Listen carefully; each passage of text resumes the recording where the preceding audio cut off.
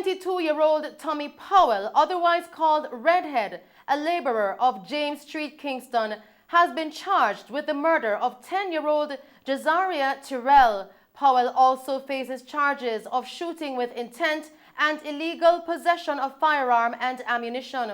Senior detectives were called to Fleet Street, Kingston, where little JEZARIAH was fatally shot at her home on Thursday, December 30. Reports from the Central Police coming into our news center are that at approximately 2:50 a.m., JEZARIAH and her relatives were asleep at home when a relative reportedly smelled gasoline and heard strange sounds on the roof. He went to investigate and was pounced upon by intruders who attempted to gain entry to the house while firing at the occupants. When the gunfire subsided, it was discovered that JEZARIAH had been shot. She was taken to the hospital where she was pronounced dead. Powell was charged today following an interview in the presence of his attorney. His court date is being finalized. In other news tonight, a number of principals across the island have expressed mixed reactions to the resumption of face-to-face classes as of yesterday amid a growing spike in COVID-19 cases. Here is Colleen May with more on this story. After almost 2 years of academic uncertainty for some students due to the onset of COVID-19, the nation's children are finally re-entering classrooms across the island. While there has been anxiety among some principals and teachers, others have welcomed the move as a first step to reaching students who are lost. Our news team visited the Neptune Early Childhood Development Center in Harborview earlier today and spoke with the principal and teaching staff on their feedback on the resumption of face-to-face classes. Principal of the school, Philippa Mackenzie, explained how the teachers, students and parents have been adjusting to the protocols implemented to safeguard the school population. For yesterday, the first day, was a bit unsettled, unsteady, knowing that the first day we had new children. We tried to keep the parents behind the gate as much as possible. We have our sanitation booth and everything like that. The first day, children crying, parents feeling sad, they don't want to leave them crying. But after they left, all the children were okay. Today, the second day, not so bad. We are settling a little better. We were online and face-to-face last term. So this term we are strictly face-to-face. So we sort of used to what is going on. So it's not very bad. When it just started, we didn't know our head from our feet. But we are okay now. We are working with it. And our parents cooperate with us. The teachers cooperate, and we are good to go. The teachers are cooperating, and the ancillary workers and the parents. We train the children. The first day the children come, we show them the different areas, show them what to do. And you know that children are like sponges, suck up things. Even if we don't remember, sometimes they will call to us. So everybody is adhering to the protocol. Yes, they are children and they will play, but we take them outside even for playtime in clusters. In cluster, class 1 go out first, class 2 and then class 3, then we sanitize the area. But they will mix and mingle with each other. They wear their masks, we have mask break and so on, but the kids are good to go. Ms. Mackenzie further explained how she has prepared the teaching staff and students for the reopening of school along with the challenges. We had a meeting with the teachers, online meeting, and the school board members to just remind and to highlight some of our protocol and what we'll be doing for opening. We have a school group. All the parents are in the group. So we send out information in the group to let the parents know what we are expecting of them. For this week, for the first week, it's sort of orientation week. It's not a teaching week of such, it's orientation, getting everything in place. Some of the negative parents are saying that it's the first day and I have to come inside. I don't want to see her cry. I don't want to see him cry. I said, Mommy, no parents must be on the compound. Just stay behind the gate. Once you leave the kids, they are okay. That is some of the negative. Some parents want to come inside to quiet them and so on. But once they leave, the children are okay. Last term, we had only the 4-year-olds and the 5-year-olds online. The babies wasn't online. The 2s and the 3 wasn't online. And yes, and drop off and pick up, a blended approach. And it was okay. But we asked the parents, let us try face-to-face for this term. And they are sending them out. And we are pretty good, happy and nice. The school's Class 3 teacher, Miss Lee, explained how teachers are coping with the challenges while ensuring the children are safe. It's a bit hectic because we have some new students that comes in, especially for the 3-year-olds, the K1. So because of that, we have to be spending more time with them because I have the bigger set of children, so they can manage on their own. So I set work for them, allow them to do their activities, and help around the K1 class. Even as they finish their activity, we allow them to go to the pipe and wash their hands as often as possible. So as much as we can do that, we practice. Even those that we have online, we also speak to them about that very, very often. We still have some children at home that we do online with. Yes, especially for my class. It's kind of hectic in some sense because I can't get to interact with them the way I want to, right? And the level that I want them to be at, I don't think some of them are at that level because, you know, they're at home with parents. The parents will do behind the scene, they will do the work for them. So when the books comes in to me, then I can say, listen, Mommy or Daddy, I don't like this work because this work wasn't done by my child and I need my, well, I interact with them sometimes like that. But the online, I'm trying to get them out as much as possible so we can, if we have too much, then we can rotate the days, which will be very good. Miss Bryden Brown, Class 1 teacher of the school, said that the reopening of classes since yesterday has been very hectic. It has been very hectic. We reopened since yesterday, and we have some new students for the Class 1. I am one of the Class 1 teachers. The other teacher, her father died, so she's not able to come in, maybe for all of this week. It has been hectic. I cannot get to teach academically. I have to be trying to comfort them because they are crying from mom and dad. So I have to be trying to comfort them and give them some tabletop activities like Play-Doh and puzzles, blocks for them to sit and, do their little interaction with those objects. She also explained how the little ones are coping with the protocols that have been put in place to safeguard them from contracting COVID-19.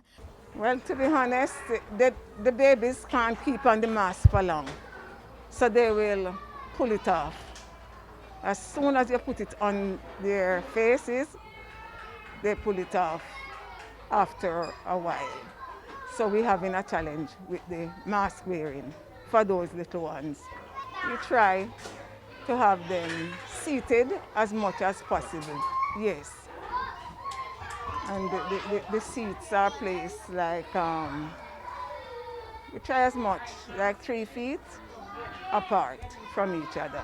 Little ones, are always trying to explore their environment.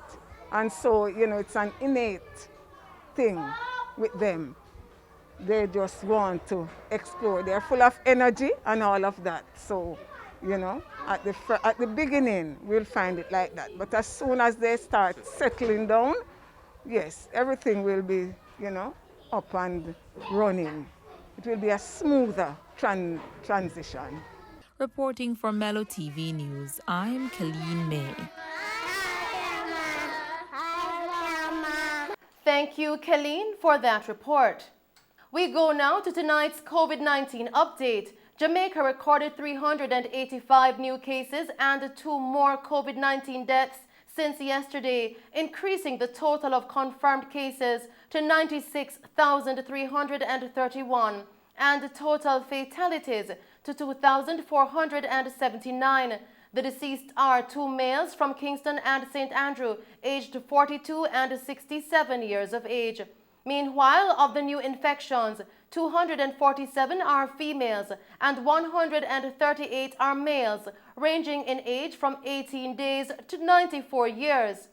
In tonight's COVID-19 parish breakdown, Kingston and St. Andrew recorded 153 cases, St. James recorded 52 cases, St. Catherine 51 cases, St. Anne and St. Mary recorded 26 cases each, Manchester recorded 23 cases, Trelawney recorded 15 cases, Westmoreland 13, Clarendon 11, St. Thomas 6, St. Elizabeth recorded 5 cases, while Hanover and Portland recorded 2 cases each. The country's positivity rate now stands at 40.6%. In the meantime, there were 127 additional recoveries, increasing the total of recovered persons now to 66,064. Still tonight, well-known businessman James Moss Solomon has died. Moss Solomon passed away early this morning, surrounded by family and loved ones. His son, Jeffrey, shared the news via social media. Moss Solomon, who was also known as Jimmy, was a senior director at Grace Kennedy for several years. He was also a former president of the Jamaica Chamber of Commerce and a former chairman of the board of directors of the University Hospital of the West Indies, UHWI. Meantime, Prime Minister Andrew Holness, opposition leader Mark Golding, and many others paid tribute to the late business leader. Mr. Holness, in a post to his social media pages, noted that, quote, Jimmy has left his unmistakable mark in the business community, end quote. Golding, meantime, remembered Moss Solomon as, quote, a true patriot who put his country first and who genuinely cared for the poor and vulnerable, end quote. Continuing with the news tonight, 2 brothers were fatally shot in Westmoreland between midnight and 5:30 this morning. They have been identified as 41-year-old Dervin Jones, a construction worker, and 40-year-old Sheldon Jones, both from Carolina. Investigations into their deaths are now underway.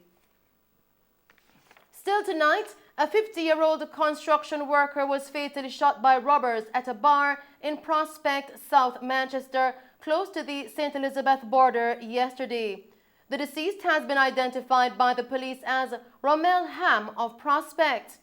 The Constabulary Communications Unit, CCU, reported that at approximately 8:30 p.m. yesterday, 2 men entered a bar and fired shots, hitting Ham.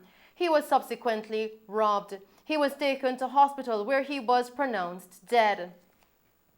Still making Mello TV news, head of the Public Safety and Traffic Enforcement Branch, PSTEB, of the Jamaica Constabulary Force, JCF, Assistant Commissioner of Police, ACP Gary McKenzie, is appealing to motorists to obey the rules of the road in order to reduce traffic accidents.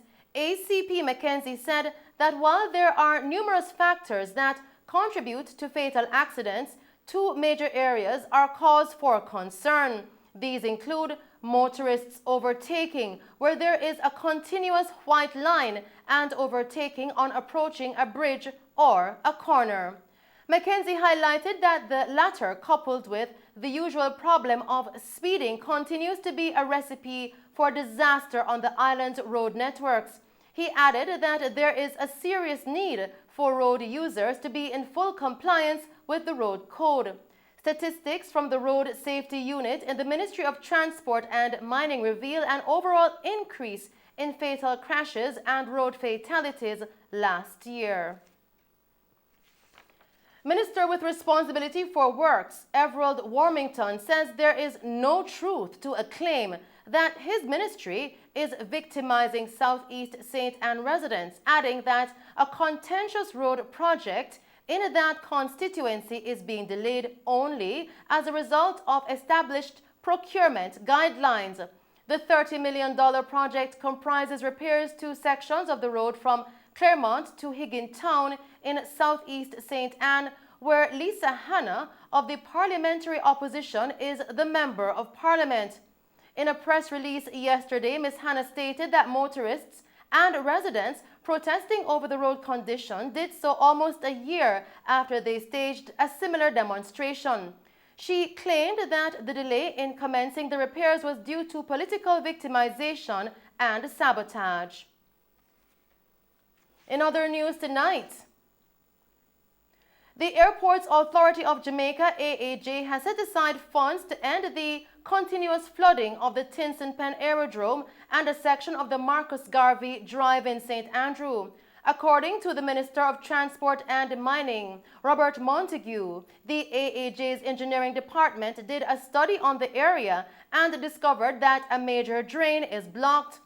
The minister disclosed in an interview that they have engaged the National Works Agency, NWA, to give the ministry an estimate. This because they're planning on clearing that drain during the next dry period in order to alleviate the discomfort of their tenants and users of the road. He said whenever flooding occurs in the area, all tenants at the Tinson Pen facility are affected and a budget is in place for the project. He added that the ministry is waiting on the NWA to get their engineering advice and estimates, noting that several meetings have been held with the tenants, political representatives, and community leaders to get their input and apprise them of the developments. And that's our news package for you tonight. Thank you for tuning in to Mello TV Evening News at 8. I am Shelley Hill. Do stay safe and pleasant viewing.